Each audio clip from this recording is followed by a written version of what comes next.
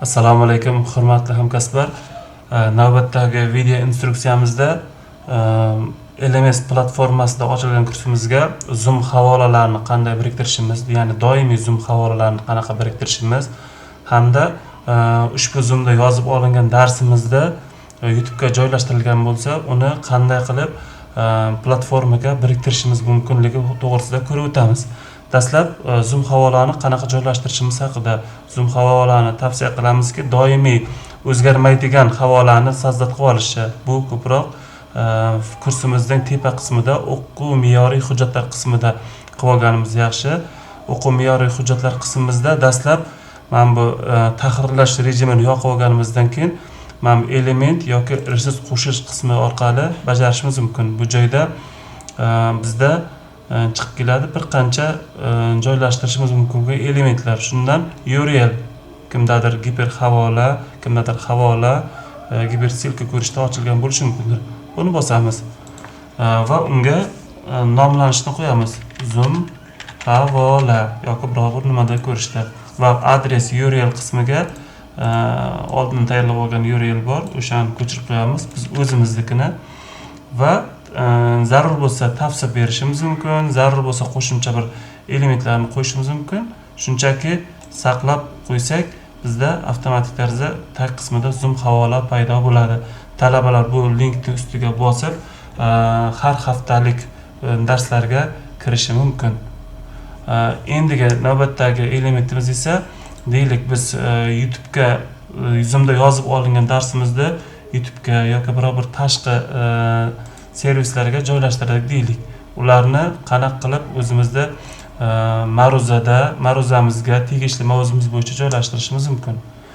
Biz odatda joylashtirishda tavsiya qilamiz. Hozirgi holatda 2025-26 o'quv yili holatiga ko'ra bizga ajratilgan serveri holati juda ham kam holatda, ya'ni 100 gigabaytligini tashkil qilmaydi. Bizga yadrolar soni kam, operativka RAM juda ham kam ajratilgani uchun tavsiya qilaman tashqi resurslarga joylashtirishni. Tashqi resursdan YouTube havolasini iframe ko'rishda ko'chirib, bu yoqqa joylashtirishimiz kerak bo'ladi. Shu yerda savol bo'lishi mumkin, iframe ni qanaqa olamiz? Deylik, mana bu joyda YouTube darsimiz bor. Joylashtirib qo'ydik. Uni qanaqa qilib ko'chirsak bo'ladi ekan? YouTube'dagi ushbu joylashtirgan yopiq ko'rishdagi kanaldami yoki biror bir yashirin playlistdami joylashtirib olganimizdan so'ng uning o'ng knopkani bosadigan bo'lsak, Copyright HTML kod degan qismi paydo bo'ladi. U qanaqa ko'rishda? Bu iframe ko'rishdagi kod. Mana bunaqa ko'rishda joylashgan. Bizda mana bu strelka ko'rishdagi belgi, ya'ni maxsus blokning ichida iframe da o'shaning ichida manbasi ko'rsatilgan, ya'ni ushbu video URLning ichidagi joylashtirilgan qism. Bizda chunki YouTube LMS platformasiga joylashtirganimizda aynan shunaqa ko'rishdagi HTML kod aynan bizga asqotadi. Mavzuga o'tamiz. Добавить element или resurs qismini tanlasak, to'liq qismni ko'rishda olaylik.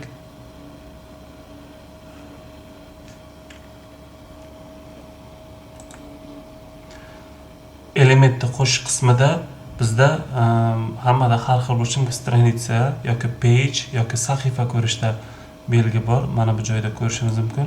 Buni bosamiz va bunga nomlaymiz. Birinchi video dars. Agar ikkinchi mavzu bo'lsa, ikkinchi video dars yoki 2.2, 3.3, 2.1 ko'rishda joylashtirishimiz mumkin. Описание qismi bizga shart emas, chunki majburiy maydon emas. Majburiy maydonlar bo'lsa, mana bu joyda qizil undov belgisi mavjud bo'ladi.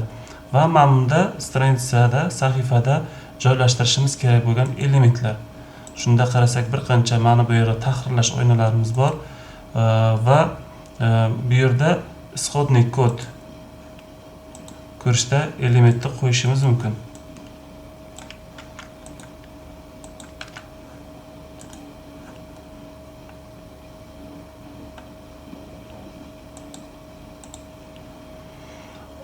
Va исходный kod ko'rishda joylashtirganimizda mana bu joyda YouTube'dagi ochiladigan video format avtomatik tarzda o'rnatiladi. Mana bu joyda o'zi biz sahifaga HTML kodni joylashtirdik va unda elementni rejalashtirish kursdagi deylik mavzumiz bo'lsa, o'sha mavzu ochiladi.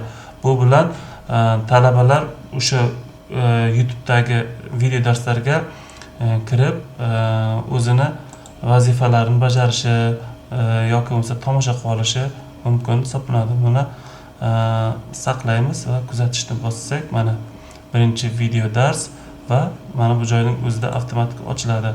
Deylik, shundan kuzatib olishi mumkin. O'zimda internet unchalik yaxshi emas. Shu orqali kuzatib borsa bo'ladi. Birinchi video dars mavzular haqida nimadir joylashtirish mumkin. Qanaqadir qo'shimcha ma'lumotlarni bo'lsa ko'rib tashkillashtirib olishi mumkin. Tavsiya qilaman o'sha joylarga Zoomda yozib olinayotgan variantimizda biror bir shu YouTube'dagi sahifaga yoki biror bir joyga saqlab, unda iframe orqali ushbu video materialni joylashtirib qo'yishimiz kerak bo'ladi. Agar mabodo deylik bu LMS platformasi uchun yaxlit bitta server xarid qilinadigan bo'lsa, NAS deydi, ma'lumotlarni joylashtiruvchi server qurilmalari joylashtiriladigan bo'lsa, joylarimiz yetarli bo'ladigan bo'lsa, videolarni xohlagancha joylashtirishimiz mumkin. Lekin hozirgi holatimizda esa tavsiya qilamiz ushbu videolarni tashqi resurslarga joylashtirib, uni bu yoqda iframe ko'rishda joylashtirib foydalanishni tavsiya qilamiz. Rahmat, kattakon.